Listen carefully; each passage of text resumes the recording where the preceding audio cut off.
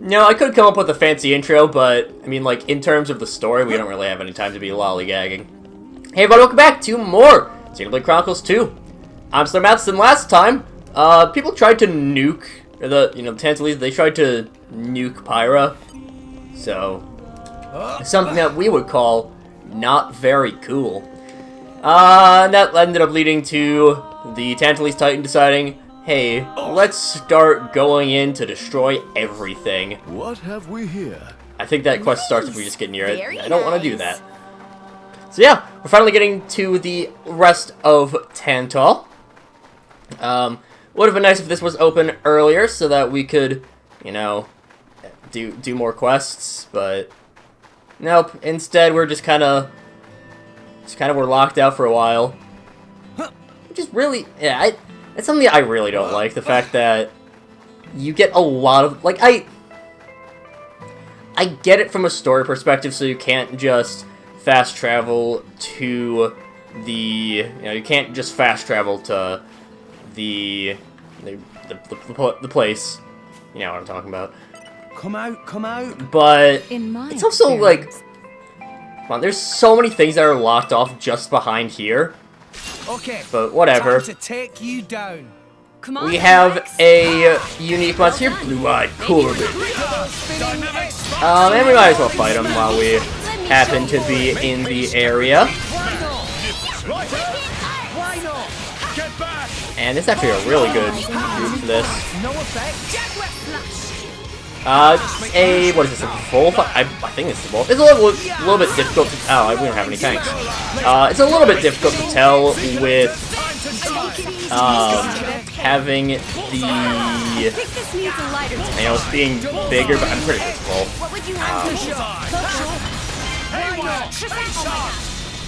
That's fine. Go for it.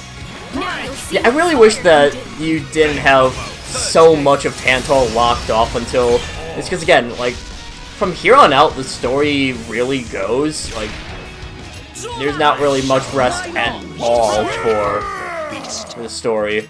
So, Rolling smash. like, you just kind of, we'll drop down. Like, you just don't get any time to rest, and so you have a lot of quests that feel like they should be, really easy to do, that are just locked off behind not being able to get kind of arbitrarily further in Tantal. But whatever. It's not really a huge deal. We'll be coming back to this stuff later anyways, so yeah. One thing that I do want to bring up, though, is kind of, I've mentioned this before, like, there's always some sort of problems with the, oh Jesus, oh god. This has suddenly become very difficult. I like your attitude. Wait, I'm supposed to be the tank. Wow, that went real poorly, real quickly.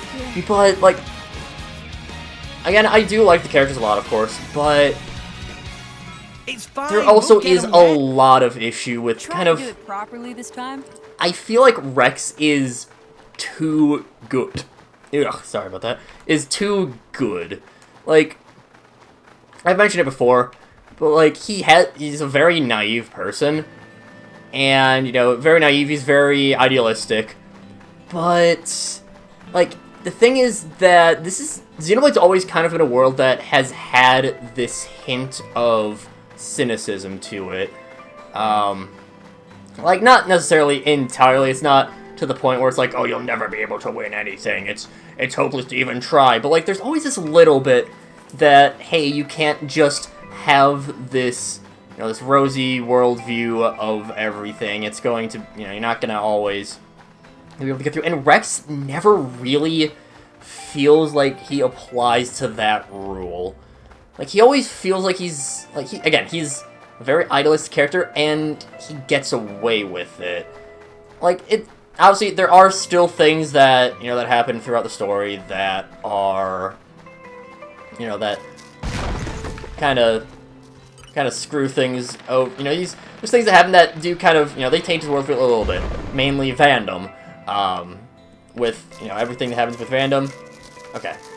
There's some ice physics in the game. I'm pretty sure I might just be thinking of the sliding stuff from like the rushing water. Like he gets everything. You know, there's the stuff with Vandom. Of course, you know that is definitely a big moment for him. But like for a lot of it, there's a lot of times where it seems like a lot of the characters otherwise in the world are like, oh, it's Rex. He's so good, and you know he's gonna fix everything. Which, I mean, yes, he does, but that's the thing. Look what I found. There's a lot of times when I feel like, you know, maybe things could be a little worse. There's a unique monster here, I think. Around here, there's a unique monster right now. Like, it just feels like he kind of gets away with You're all mine. not really being punished with, and like, again, I'm always someone who in fiction I do like having some sort of consequence to things. You know, What have we here? obviously I'm not gonna I do think it's a little bit far if you have it always be a case of, you know, nothing ever goes right. That's definitely too far. But at the same time, I do feel like there's a lot of point where, like, I don't want things to go super well either. Obviously, you know, you have Pyro's taken away for a little bit, but again, that only lasted 2 episodes. And I even kind of sped things through in those 2 episodes. What is the unique monster? I know there's a unique monster right around here, but I can't remember where. Whatever. But again, he gets her back like right away. You have a little bit, like, even when you have all the stuff with Vandom, the end of chapter 3. No, it's just Clambus. Like, you have Pyro gone for a little bit, but she comes back right away. In my experience. So, like, it's, I don't know. He's not full Gary Stu territory, but of the Xenoblade Chronicles protagonists, he is by far the closest What to have we it. here? Shulk is someone who he's very much does have this vengeance streak to him. He can be kind of ruthless at times. I mean, a lot of the early game is him, like, outright saying, hey, well, not outright saying, but more or less saying, every Mechon should always die. Like, I want them to perish forever. By the way, I accidentally got Crisette's level 4 Ardent Cooking. That's in Theoswar, like on one of the upper levels by the textile shop. Yeah, was textiles and cosmetics, I think, are the two. But like Shulk, he has very vengeant streak. He's someone who definitely has his flaws. He's a little bit too hyper-focused at times. He's someone who is very awkward. Then you have Noah. Also does kind of, Noah's a little bit closer, I think, in regards to being more of a quote-unquote perfect character. But even then, he definitely does feel that cynicism from the world around him, which, I mean, not hard to do. The world of Xenoblade 3 is incredibly cynical, and because it's very cyclical, unintentional rhymes there. Ugh. So it kind of just ends up with Rex is in this, and I mean, even looking into the DLC, Matthew is just really dumb. But even then, he kind of has his own things with him where he's someone who is fairly vengeant as well. And Rex just kind of never gets that. He doesn't really have this edge that I feel like is kind of needed. He feels a bit out of place in Xenoblade. Again, I don't think he's a bad character necessarily, but I don't think he really fits in with a lot of what Xenoblade does best. which, again, it kind of makes it a bit of a shame. He definitely is better in Future Redeemed. Future Redeemed? I never remember the name of all of the... I always mix up, is Future Connected and Future Redeemed. I think, at least, for the 1 and 3 DLCs. But, like, it's... he feels like... He definitely gets better in Future Redeemed. Is the point I'm getting at. Oh, that's right. Yeah, sure. Oh, boy.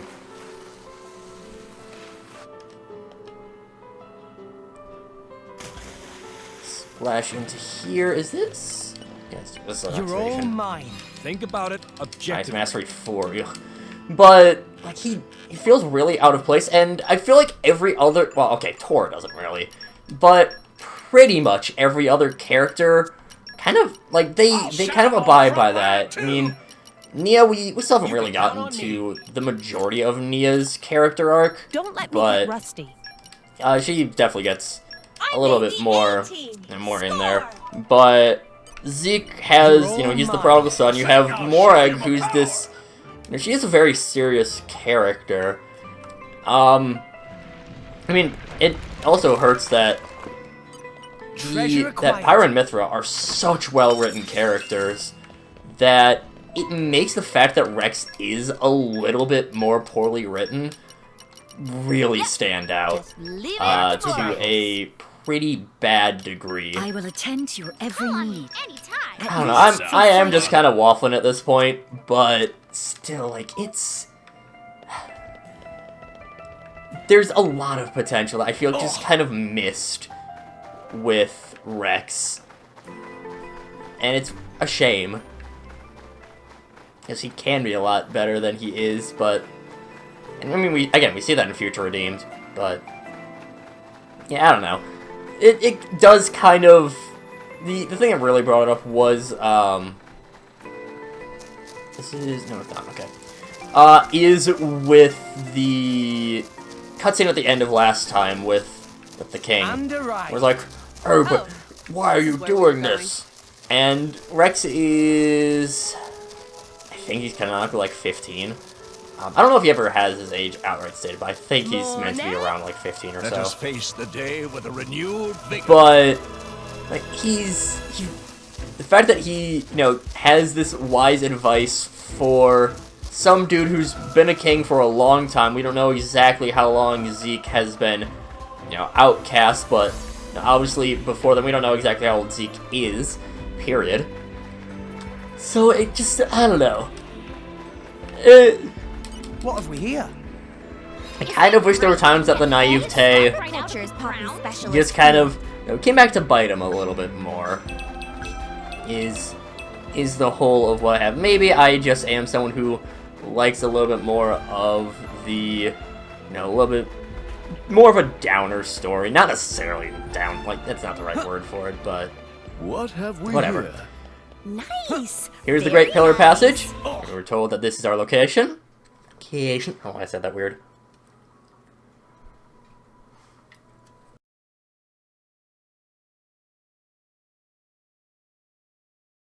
Lady Morag, you're making that face again. If you keep frowning like that, you'll get wrinkles. I just don't get it. Tantal was founded by the Counter-Adamites. Then, after the war, they closed themselves off. But the way the king was acting, I can't help feeling there's something more to it. What though? It was the Praetorium who sent us here on this mission. Why would he go to such lengths to reject it? It seemed almost like he wanted to cut ties with them. You think Indol is holding something else over Tantal? That would be an explanation, yes. Zeke, do you know anything useful? Nope. There's no records from back then. How about you? There's nothing in my journal from that period. I might have been returned to my core for some reason or other. Do you know anything about those days, Gramps? No, I was somewhere else at the time. and matters of human kingdoms and so on didn't interest me much. Geez, Gramps. What's the point of keeping an old-timer like you around if you don't even know anything? Sometimes it's funny how much you sound like Corinne. So you think the king wasn't telling us everything? There is a chance. Do you think it may be related to Jin and his comrades using Torna's name? If you saw the last state of humanity, you'd understand. Now that you have come this far. The last state? Hmm? Jin said something about the last state of humanity. I thought he meant like an evolution. You know, in the future. But maybe he meant the previous state of humanity. And that is the key to why they fight? If that is the case, perhaps I never should have been sealed away after all.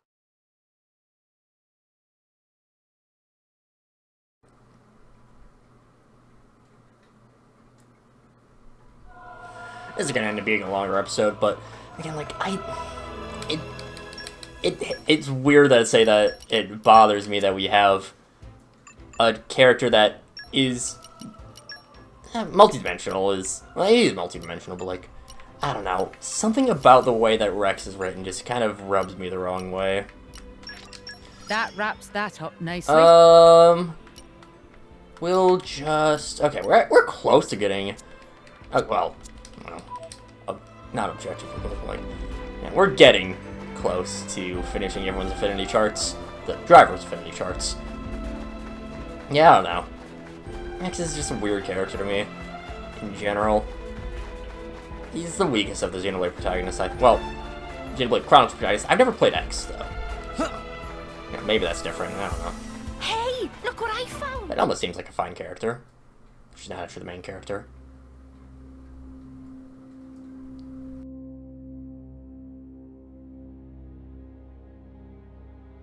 What is this place?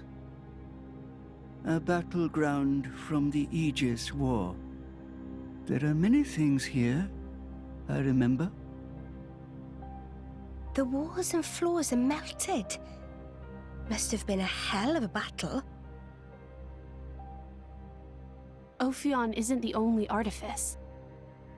You've already seen one other, Siren, the one Mithra commands.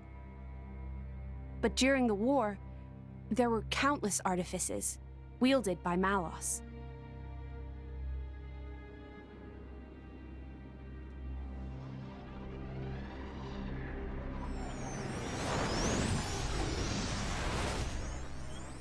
So, it's a site of a fight against him.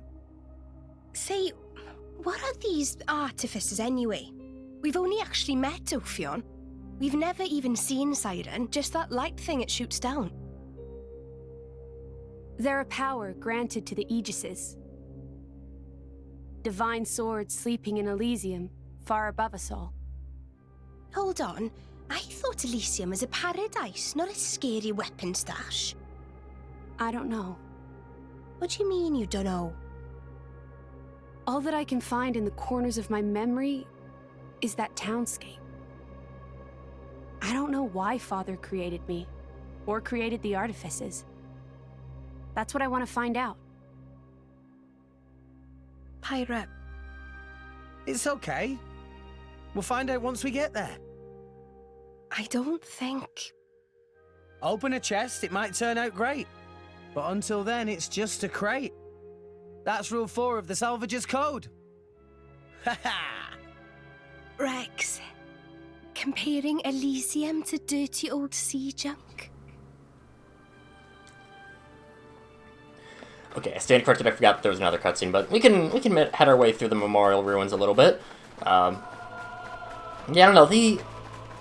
I do like the world building in this game. I think is fantastic, and things like this are kind of the reason why we did see. Actually, have we seen any of the artificial blades yet? I don't think so.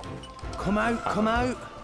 Isn't it great we can get We all should have been the stuff production. featured for our specialist field? But they look fairly similar to the Artifice, so I don't know. Maybe it's like Artifice, like artificial, like the artificial blade. Well, I mean, kind of like the robots, but you know. Like, Ophion's a very robotic Jormungand. Jormungand? Yeah. I was getting mixed up with Jormungir, which is Jormungir is Aboriginal. Come out. Good old Aussies. But yeah.